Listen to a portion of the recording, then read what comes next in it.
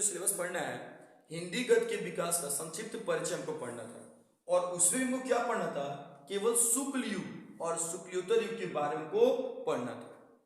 ठीक है ना, बाकी आपको कुछ नहीं पढ़ना है, आपको केवल शुक्ल युग और शुक्लोत्तर युग के बारे में पढ़ना है। तो सबसे पहले आपसे क्वेश्चन पूछा जाए कि शुक्ल युग की काल अवधि क्या है या समय सीमा क्या है या समय अवधि क्या है। जैसे कि काल अवधि लिखा हुआ है, काल अवधि या समय सीमा या समय अवधि, इन तीनों का सेंस क्या है, एक ही। इन तीनों का सेंस क्या है, एक ही। अगर आपके एग्जाम में पूछा जाए कि शुक्ल युग की समय सीमा क्या है या समय अवधि क्या है, सेंस क्या है, एक ही है। तो आपको पहला क्वेश्चन ये याद रखना है कि शुक्ल युग की जो समय सीमा है वह 1919 से लेकर 1938 तक। ठीक है ना। नेक्स्ट क्वेश्चन आपका जो बनेगा कि भाई से पूछ दिया गया कि शुक्लोत्तर युग की समय सीमा क्या है, तो शुक्लोत्तर युग की जो समय सीमा है वह 1938 से लेकर 1980 तक। ठीक है। आगे हम लोग बात करेंगे कि शुक्ल युग के प्रमुख इतिहासकार, यानी आपसे पूछा जाए कि शुक्ल युग के प्रमुख इतिहासकार कौन थे, तो आंसर होगा बाबू गुलाब राय। ठीक है। अगर आपसे पूछ दिया जाए कि शुक्ल युग के सशक्त आलोचक व निबंधकार कौन थे, तो आचार्य रामचंद्र शुक्ल जी। ठीक है ना। अगर आपसे क्वेश्चन पूछा जाए शुक्लोत्तर युग के प्रमुख कहानीकार, किसके, शुक्लोत्तर युग के प्रमुख कहानीकार कौन थे, तो इलाचंद्र जोशी तथा मोहन राकेश। ठीक है ना। नेक्स्ट क्वेश्चन फिर आपसे बनता है शुक्लोत्तर युग का, तो शुक्लोत्तर युग के प्रमुख हिंदी आलोचक, शुक्लोत्तर युग के प्रमुख हिंदी आलोचक कौन थे, या क्या ऑप्शन होगा, चाहे जो भी आपका ऑप्शन मिल जाए, तो आपका राइट आंसर जो होगा आचार्य हजारी प्रसाद द्विवेदी तथा पंडित नंद दुलारे वाजपेयी। ठीक है ना। शुक्ल युग से और जो क्वेश्चन आपका बन रहा है कि शुक्ल युग के नाटककार हरिकृष्ण प्रेमी, शुक्ल युग के नाटककार हरिकृष्ण प्रेमी। ठीक है ना। अब देखिए, और हमने आपको बारे में थोड़ा सा बताया था कि हिंदी गद्य के विकास के संक्षिप्त परिचय में हम लोग एक और चीज पढ़ना था, वह था हमारा रीतिकाल और आधुनिक काल। यानी मैं जो सबसे पहले आपको बताया हूं शुक्ल युग, शुक्लोत्तर युग, इस बार जो आपका सिलेबस है यहीं से क्वेश्चन पूछा जाएगा, इससे बाहरी ज्यादा आपसे नहीं पूछा जाएगा। तो मैं सभी बच्चों से बता, सभी लोगों ने अपने कोई ना कोई क्वेश्चन मैथ्स लिया होगा, जैसे विद्या, 10 इयर्स, तिरुपति, अवतार, जो भी लिया होगा, आप लोग ज्यादा से ज्यादा शुक्ल युग, शुक्लोत्तर युग के बारे में ही स्टडी करेंगे, इनसे ज्यादा कुछ आप लोग स्टडी नहीं करेंगे। आगे हम लोग बात करेंगे रीतिकाल, आधुनिक काल, इन्हीं काल के बारे में लोग पढ़ना है, एक रीतिकाल, एक आधुनिक काल। जैसा कि अभी शुक्ल युग के बारे में लोग पढ़े थे, तो यहाँ पे क्या दिया है कि रीतिकाल की अवधि, यानी रीतिकाल की समय सीमा क्या थी, तो रीतिकाल की जो समय सीमा रहा है वो 1643 से 1843 तक। अगर आपसे फिर पूछ दिया जाए कि आधुनिक काल की समय सीमा क्या है, तो 1843 से वर्तमान तक, यानी आधुनिक काल अभी चल रहा है, तो आधुनिक काल की जो समय सीमा है वो 1843 से वर्तमान तक है। ठीक है ना। आगे हम लोग बात करेंगे कि रीतिकाल की मुख्य विशेषताएं या प्रवृत्तियां क्या है या क्या थी, रीतिकाल की मुख्य विशेषताएं या प्रवृत्तियां क्या है, तो इनकी जो प्रवृत्तियां हैं, विशेषताएं हैं, श्रृंगार रस की प्रधानता, यानी रीतिकाल में श्रृंगार रस को ज्यादा महत्व दिया गया, काव्य में काल पक्ष की प्रधानता। सेम क्वेश्चन अगर ऐसे पूछा जाए कि आधुनिक काल की मुख्य विशेषताएं क्या थी, तो जीवन के यथार्थ की प्रधानता। ठीक है ना।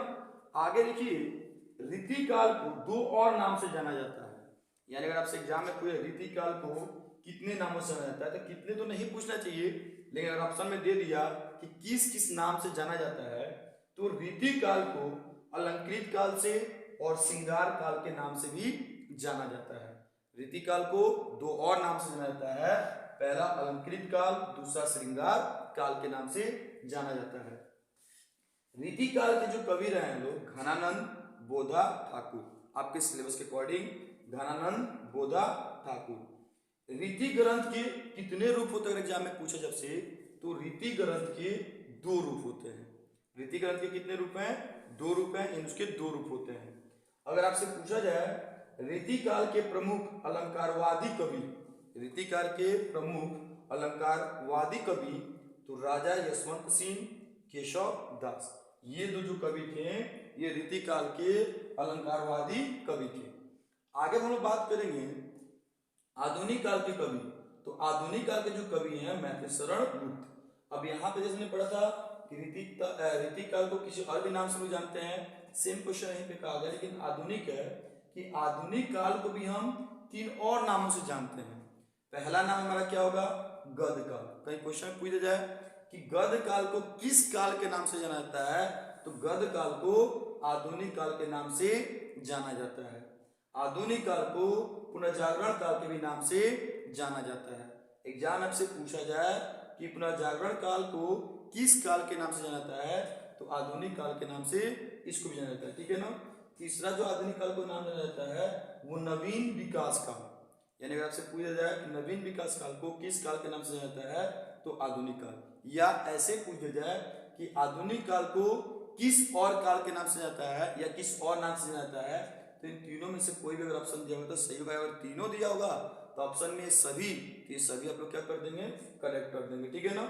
एक और क्वेश्चन कहा गया इसमें कि आधुनिक काल को भारतेंदु युग के भी नाम से जाना जाता है। अगर आपसे पूछा जाए कि भारतेंदु युग के नाम से किस काल को जाना जाता है, आधुनिक काल या रीतिकाल? क्वेश्चन बैंक है ना, तो आप उसमें से क्या करिएगा, कुछ रचनाएं, उनके लेखक, इनको थोड़ा सा बार आप लोग पढ़ लेंगे। ठीक है ना। वही 5-6 साल पहले का जो भी आपको पूछा गया हो ना क्वेश्चन विद्या से या क्वेश्चन बैंक जो भी आप लोग यूज कर रहे हैं उसमें सब लोग थोड़ा सा पढ़ लेंगे। ठीक है ना। अब थोड़ा सा लोग ध्यान देंगे कि इसमें क्या है, ये 1-1 नंबर में आने वाला है सब। तो इसमें बहुत ज़्यादा मेहनत भी आपको नहीं करना है, बस थोड़ा सा मेहनत करना है, बहुत ज़्यादा नहीं, क्योंकि बहुत ज़्यादा मेहनत करोगे 1 ही नंबर मिलने वाला है। ठीक है ना। तो 1 नंबर खैर कम तो होता नहीं है, लेकिन अब 1 नंबर हम लोग ज़्यादा मेहनत बहुत करें 1 नंबर के लिए तो ये भी अच्छा बात अभी फिलहाल के लिए नहीं है, क्योंकि बोर्ड एग्जाम हमारा है। ठीक है ना। तो अब देखिए जैसा कि हम लोगों ने क्या क्या पढ़ा, शुक्ल युग, शुक्लोत्तर युग और रीतिकाल, आधुनिक काल। अब आप लोग थोड़ा सा जो भी आप लोग क्वेश्चन बैंक यूज कर रहे हैं ना उसमें देखिएगा लेखक, रचनाएं, विद्या उनकी दी होंगी। ठीक है ना। तो कुछ आप लोग प्रमुख रचनाएं, लेखक का नाम आप लोग पढ़ लेंगे, वो भी 5-6 साल पहले जो पूछा गया हो ना उसको आप लोग एक बार पढ़ लेंगे, अच्छा से पढ़ लेंगे। ठीक है ना। आगे हम लोग बात करेंगे रस के बारे में। जैसे कि हमने आपको बताया था कि आपको 2 रस पढ़ना है क्लास 10 में, यानी कक्षा 10 में आपको 2 ही रस पढ़ना है, एक तो हास्य रस, दूसरा करुण रस। परिभाषा थोड़ा सा आप लोग बुक से पढ़ लेंगे। ठीक है ना। क्योंकि यहाँ पे परिभाषा ज़्यादा पूछने की संभावना नहीं है, मे भी जो पूछने की संभावना मैं उस पर डिस्कस ज़्यादा कर रहा हूँ। ठीक है ना। सबसे पहली चीज़ें कि आपसे पूछ दिया जाए कि हास्य रस का स्थायी भाव क्या होता है, तो हास्य रस का स्थायी भाव क्या होता है? हास होता है। अगर आपसे पूछ दिया जाए कि करुण रस का स्थायी भाव क्या होता है, तो करुण रस का स्थायी भाव शोक होता है। अब देखो हास्य रस की पहचान कैसे करोगे, तो हास्य रस की पहचान मतलब ऐसी चीज़ है कि हंसने वाली बात होती है। इंसान कब हंसता है, तो इंसान जब किसी व्यक्ति का वेशभूषा, आकृति, रंग रूप देखकर ही क्या होता है, वो हंसता है। तो इसकी पहचान याद रखना, विकृत रूप, वेशभूषा, रंग, आकृति, ये इसकी पहचान होगा, मतलब तभी हमें हंसी आ सकता है। ठीक है ना। तो इसकी पहचान के लिए करुण रस की पहचान क्या होगा, जो भी आपका उदाहरण दिया होगा उसमें देखना, दुख की बात, शोक की बात या खोने की बात, कोई व्यक्ति अपना प्रिय वस्तु खो दे, ऐसा चीज़ें जब आएगा ना तो हमारा करुण रस होता है। तो इसमें बहुत ज़्यादा सोचना नहीं है, अगर आप उदाहरण 1-2 बार प्रैक्टिस कर लो, पढ़ लो ना, तो कुछ चीज़ आपको ऐसे ही आदत हो जाएगा। जैसे कहीं पढ़ते पढ़ते अगर रोवहीं, मुस्कुराहीं, तो रोवहीं आगे तो दुख की बात होगा, मुस्कुराहीं मतलब हंसने की बात हो रहा होगा। तो थोड़ी सी चीज़ों को क्या करना, 1-2 बार पढ़ोगे ना तो चीज़ें क्लियर हो जाएंगी। आगे हम लोग बात करेंगे अलंकार के बारे में। जैसे अलंकार 3 पढ़ना है, एक तो आप लोग पढ़ना उपमा अलंकार, दूसरा आपका रूपक अलंकार और तीसरा उत्प्रेक्षा अलंकार। इन 3 अलंकार को आपको अच्छा से पढ़ना है। अब इसमें भी क्या है कि इसकी परिभाषा पे ज़्यादा जोर नहीं देना है, परिभाषा थोड़ा सा पढ़ के रखे रहो, क्योंकि अगर परिभाषा दे देगा, पूछे कौन किस अलंकार की परिभाषा है, तो ये इजीली आप लोग बता सकते हैं, क्योंकि थोड़ी थोड़ी चीज़ आपको इसमें क्या करना है, अंडरस्टैंड करना है। ठीक है ना। तो अब मैं आपको बता दूं कि अगर उपमा अलंकार है, अगर इसकी कोई उदाहरण आपके सामने दे दिया और आपसे पूछ दिया कि बताइए ये उपमा अलंकार का उदाहरण है कि रूपक का है कि उत्प्रेक्षा का है, तो देखो उपमा अलंकार की पहचान क्या है कि पंक्ति में योजक चिन्ह, यानी कोई भी इसका उदाहरण जैसे आपने लिखा है तो इसमें तो नहीं दिया है योजक चिन्ह, लेकिन मैं बताता हूं, ठीक है ना। तो पंक्ति में योजक चिन्ह होगा, अगर योजक चिन्ह होगा तो उसके साथ सा सी से समान भी होगा। किसी किसी भी योजक चिन्ह अगर नहीं भी होगा तो सा सी से समान या के बराबर चीजें लगा होगा। जैसे राधा के चरण गुलाब के समान कोमल है, यानी उपमा में कहीं ना कहीं तुलना की जाती है, ठीक है ना। तो इसको याद रखना, पंक्ति में योजक चिन्ह सा सी से या समान होता है, ठीक है ना। रूपक के बारे में अगर बात कर ले, यानी रूपक अलंकार के बारे में, तो देखो मैंने जैसे बताया परिभाषा आप लोग एक बार पढ़ लेना अपने लिए, ठीक है ना। परिभाषा से नहीं पूछी जाएगी भैया। रूपक अलंकार कोई उदाहरण अगर दे दिया जाएगा तो पूछा जाए रूपक अलंकार है कि उपमा अलंकार है कि उत्प्रेक्षा अलंकार है।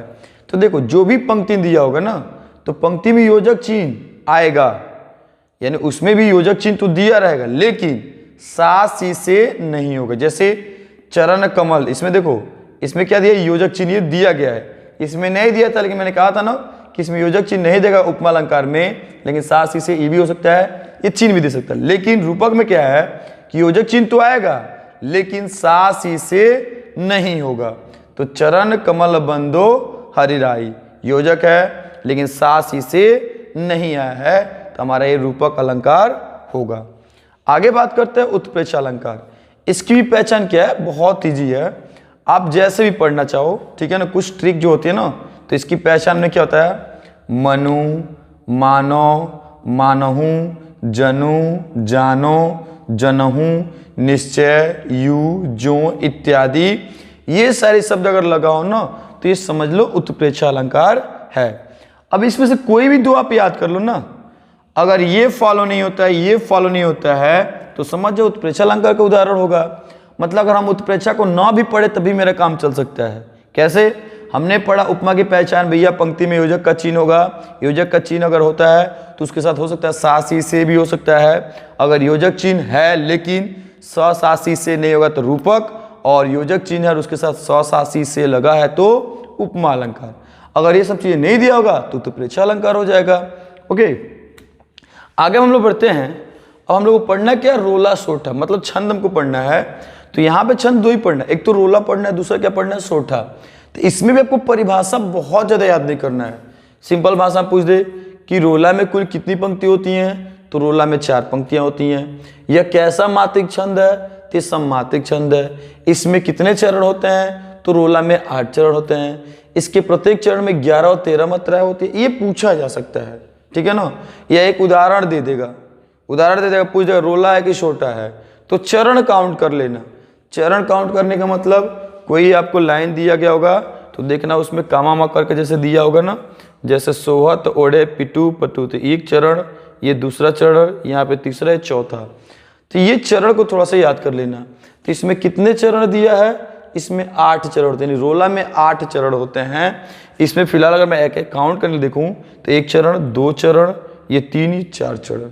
तो जिसमें 8 चरण दिए होंगे वो रोला होगा, और जिसमें 4 चरण दिए होंगे सोठा होगा।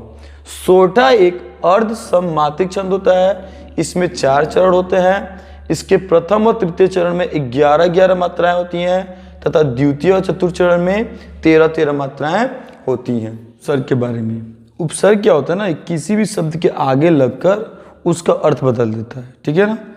उपसर्ग में क्या होता है, उपसर्ग किसी भी शब्द के आगे आकर उस शब्द का अर्थ क्या कर देता है, बदल देता है। उपसर्ग होता क्या है, थोड़ा सा देख लो, मतलब जो आपको पहचान करना है।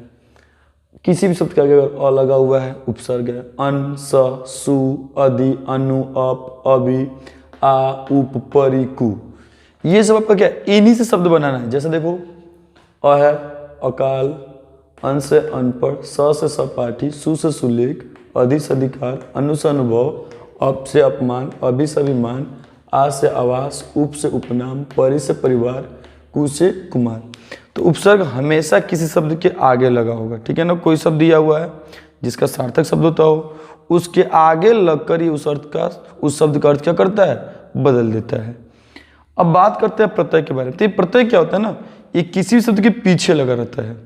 हो सकता है मात्रा भी आ जाए, जैसे कुछ शब्द हम देख लेते हैं प्रत्यय में, जैसे क्या कहता है, आई, त्व, ता, पन, आवा, वा, आहट, हट, आवट, वट, ई, आनी, आइन, वा। जैसे यहाँ पे देखो चतुराई, क्या रहा लास्ट में, देखो चतुराई, आई आ रहा है। तो अगर पूछा जाएगा आपसे कि चतुराई में कौन सा प्रत्यय लगा हुआ है तो आप लोग क्या बताएंगे, आई। अगर पूछा जाए ममत्व, ममत्व में कौन सा प्रत्यय लगा हुआ है तो कौन सा लगा हुआ है, त्व, ठीक है ना। अगर आपसे पूछ दिया जाए मधुरता, मधुरता में कौन सा प्रत्यय लगा है तो ता। ऐसे ही बचपन, पन लगा हुआ है, पहनावा, आवा। तो ये प्रत्यय आप लोग को इजीली समझ में आ जाएगा। दो शब्द होगा, पीछे जो जुट रहा है वो समझ जाना क्या हो रहा होगा, प्रत्यय। उपसर्ग में क्या था, आगे दो शब्द होगा, आगे जो शब्द जुट रहा है वही हमारा क्या होता है, उपसर्ग होता है, ठीक है ना। देखो समास के बारे में बात करते हैं तो हमेशा ध्यान देना, ऑप्शन में दो ही समास होना चाहिए आपका। चार वैसे देगा लेकिन आपको दो को क्रॉस कर ले, मान लें को दो आंसर हो ही नहीं सकता है।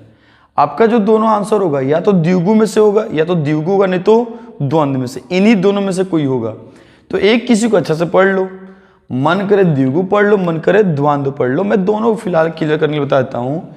इन दोनों क्लियर करो तो आपको समास में भी 1 नंबर मिलना कंफर्म है। देखो अगर मैं एक बात बताऊँ ना कि जैसे द्विगु समास में कह रहा है कि पूर्व पद या पहला पद संख्यावाची होता है। जैसे देखो संख्यावाची मतलब क्या है कि यहाँ पे अगर देखोगे ना तो 1 संख्यावाची है, 2, 3, 4, 5, 6, 7, 8, 9, 10, 12, ये सब पद संख्यावाची है। तो जिस समास का पहला पद संख्यावाची होता है वह द्विगु समास कहलाता है। क्लियर है बात। अब देखो जैसे दिया त्रिनेत्र, तो ये होता है त्रिनेत्र का समास विग्रह, 3 नेत्रों का समूह। इसको हम कहते हैं समास विग्रह या केवल कहते हैं विग्रह। तो आपसे एग्जाम में ऐसे ही पूछ सकते हैं त्रिनेत्र का समास विग्रह कीजिए या तो ये कर दीजिए। आइए तो त्रिनेत्र कौन सा समास है तो त्रिनेत्र देखो द्विगु समास होगा। पहले अब द्वंद्व समास में देख लेते हैं, द्वंद्व समास देख लेते हैं। द्वंद्व समास में क्या होता है, दोनों पद प्रधान होते हैं। यानी जैसे मैं आपको बताना चाहता था कि यहाँ पे जो त्रिनेत्र है, दो शब्द से मिलकर त्रिनेत्र, तो त्रि जो है पूर्व पद होता है, इसी को हम बोलते हैं पहला पद।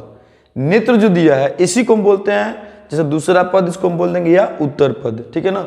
और त्रिनेत्र को हम क्या बोलते हैं, समस्त पद बोलते हैं। पहले वाले को दो शब्द से मिलकर ना त्रिनेत्र, त्रि क्या हो गया पूर्व पद या पहला पद, तो नेत्र क्या हो गया उत्तर पद या दूसरा पद, और दोनों को मिला देते क्या हो गया हमारा समस्त पद। इनको अलग अलग किया 3 नेत्रों का समूह हमारा क्या हो गया, समास विग्रह हो गया।